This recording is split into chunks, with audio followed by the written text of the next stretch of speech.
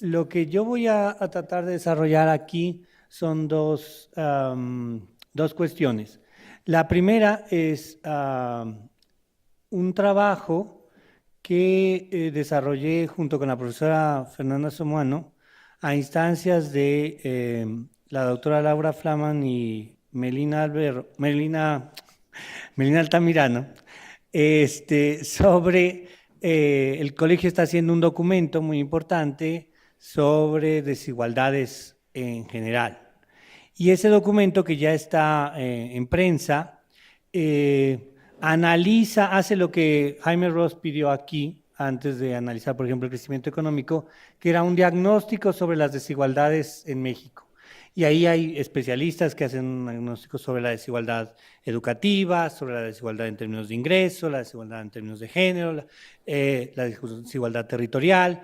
Entonces, mi referencia sería, o mi primera referencia sería, vean el documento es muchísimo más amplio de lo que yo voy a presentar aquí. Y a Fernanda y a mí nos pidieron que analizáramos de qué manera las plataformas de los partidos primero y de las coaliciones habían analizado el tema de las desigualdades. Obviamente que lo que... ¿Es mío? No, eso no es mío. No hay problema. Entonces, lo que hicimos en el documento, la doctora Sumano y yo, fue analizar cómo plasmaron el tema de las desigualdades los distintos partidos políticos y luego las coaliciones. Aquí solamente voy a hablar de las coaliciones, no voy a hablar de cada uno de los partidos políticos nacionales porque eso es muy largo. Y un primer punto en el análisis sobre estos documentos es que a mí me decepcionaron mucho en términos de la estructura de los mismos. Las tres coaliciones no presentan realmente unas plataformas con lo que se esperaría un panorama de la situación nacional y qué es lo que quieren hacer, sino que lo que hacen, y realmente la que más me sorprendió fue la de el PRI, porque estando en el Estado, pues uno esperaría que tenga una mayor capacidad tanto en el diagnóstico como en la estructura de las propuestas. Digo, en principio son quienes tienen la mejor información sobre cuál es la situación actual del país. Y lo que encontré, lo que van a encontrar si lo leen ustedes, es una serie de puntos, 15 puntos por cada una de las distintas áreas, en donde plantean como si fuera un esquema, por no poner un acordeón para un examen, políticas aisladas. No hay realmente una estructura en ese documento. Y sí y a mí me pareció realmente grave esa parte. Por otra parte, en el de el Frente, ahí lo que se nota es un dominio del programa del PAN y como cierto intentos por incluir ciertos temas del PRD. Temas, entre otros, la pobreza y la desigualdad. Digamos, lo que hay ahí sobre pobreza y desigualdad tiene que ver más con cómo incluyeron en el documento algunas ideas que venía desarrollando el PRD de tiempo atrás, pero como están así metidas en el documento, tampoco las logran desarrollar. Y por último estaría la de Juntos Haremos Historia, en donde Morena es básicamente el actor más importante en términos de cómo se estructuró ese documento.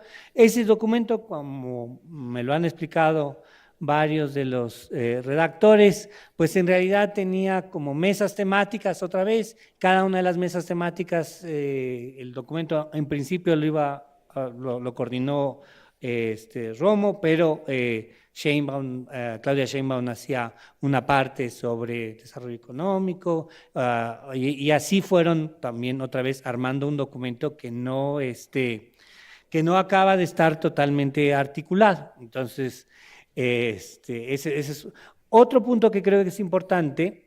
Si bien las tres son coaliciones, en realidad, como ya dije, en el caso del Frente, pero también en los otros dos, un actor es el que determina básicamente los temas y la agenda, que es en el caso de Juntos por México es el PRI, en el caso de el Frente es el PAN, y en el caso de Juntos Haremos Historia es Morena.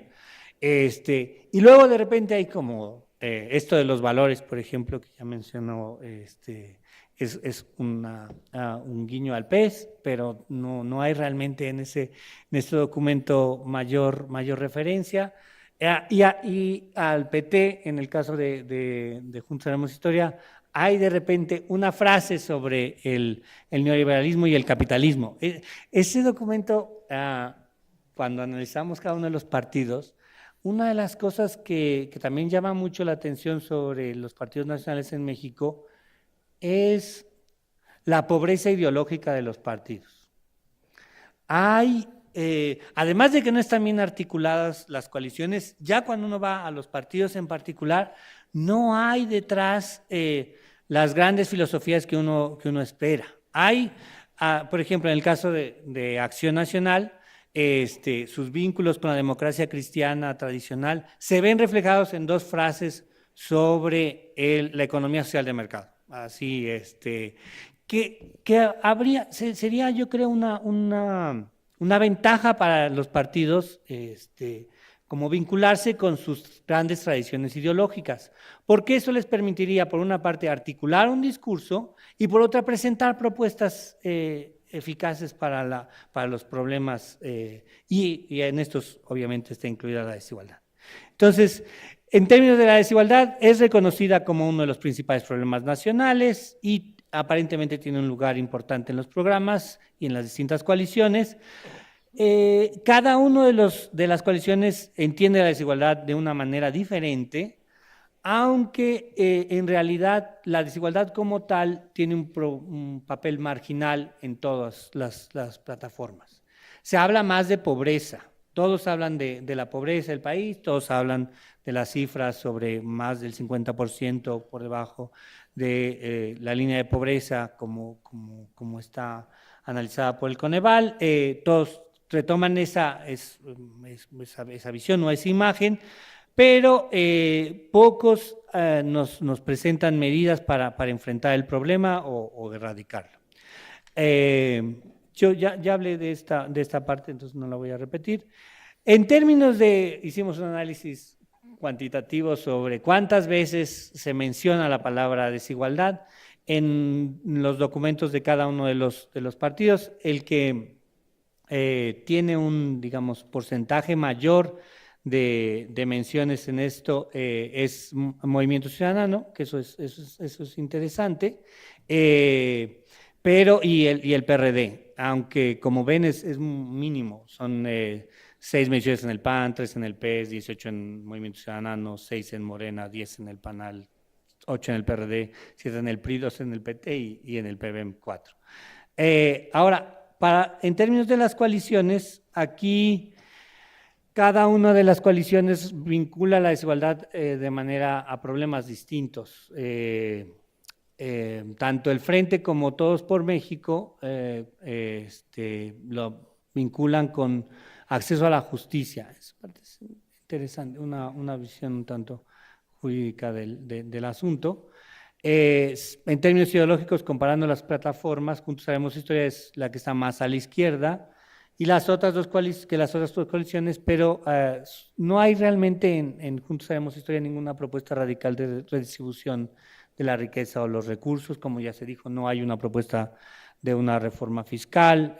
Todos los partidos y todas las coaliciones creen que van a vivir con los mismos recursos que ya se tienen y que lo único que hace falta es gastar de manera más eficiente los mismos. Las cifras no van a dar, pero bueno, eso es lo que ellos argumentan. En Juntos Haremos Historia sí hay una mención más amplia sobre la desigualdad que en las otras dos coaliciones. Y en términos de la plataforma de partido con mayor fuerza electoral, resulta dominante la plataforma de las coaliciones. Ahora, en términos de las desigualdades, otra vez de las plataformas y lo que se presentó, es el de Juntos Haremos Historia, aunque tiene menos menciones porque es más breve, la palabra aparece más tiempo, en términos decimales, 0.06 frente a los otros, pero realmente no. Ahora, las plataformas de los partidos individuales y de las respectivas coaliciones reconocen la desigualdad como un problema relevante y que es causado por otros, pero hay una clara falta de propuestas para enfrentar las desigualdades, sean estas de ingreso, de género, territoriales, etcétera. Las plataformas tienen diagnósticos muy vagos y las propuestas concretas realmente son muy limitadas. El Frente habla de un ingreso universal, aunque no está estructurado, que esa es realmente una propuesta que venía del PRD en congresos anteriores, pero que no se especifica exactamente cómo, los montos que se va a hacer. Otra cosa que me llamó mucho la atención es que, por ejemplo, en Juntos Haremos Historia, que en principio tendría una visión más universalista sobre los derechos, no hay un planteamiento sobre una reforma integral sobre la salud, la educación y las pensiones. En los países en donde la desigualdad del mundo, en la desigualdad se ha logrado reducir, básicamente lo que hacen los países no ha sido lo que ha hecho México en los últimos 32 años, que es focalizar, sino universalizar derechos. Y entonces concentrarse en tener un sistema educativo para toda la población, que sea gratuito y obligatorio, centrarse en tener un sistema de salud unificado para toda la población y tener pensiones para toda la población, incluso para aquellos que no han cotizado. O sea, esos son realmente, si se quiere disminuir las desigualdades en un país, eso es lo que se hizo en los países que transitaron a regímenes democráticos en Europa del Sur, o sea, es lo que hizo un país no tan rico como Portugal o España, que tiene más capacidad económica, o otros países que realmente construyeron y disminuyeron las desigualdades en un periodo de tiempo, digamos, largo, de 20, 25 años. Pero es ahí lo que se tiene que hacer. Todos hablan de cómo gastar mejor y cómo focalizar mejor a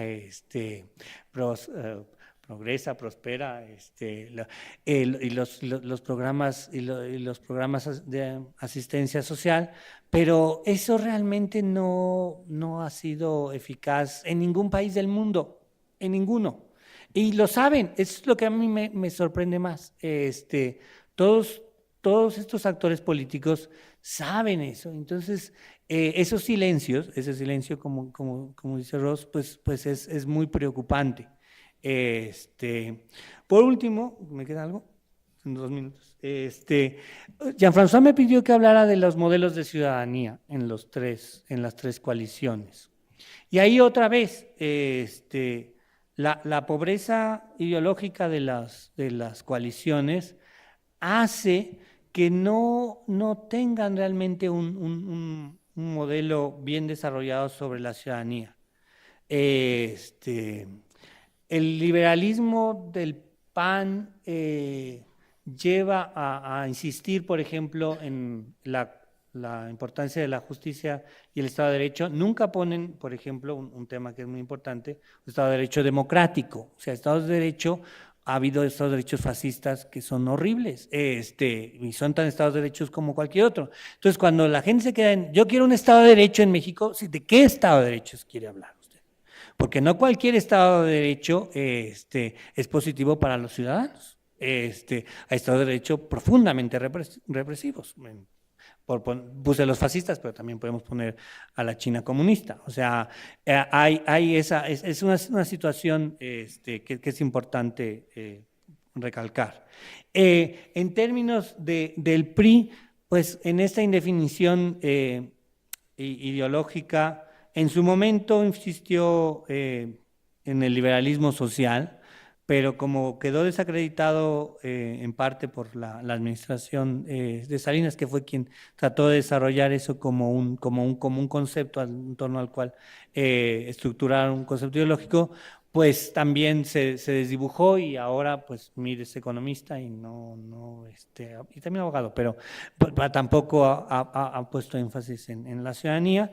Y por último, en Juntos Sabemos Historia, tampoco hay un desarrollo sobre la ciudadanía social, que cuando se les pregunta directamente yo le pregunté en una ocasión a Sheinbaum, hace poco, ¿por qué no está en su plataforma un concepto de ciudadanía social, como pues sería lógico pensar en un partido socialdemócrata?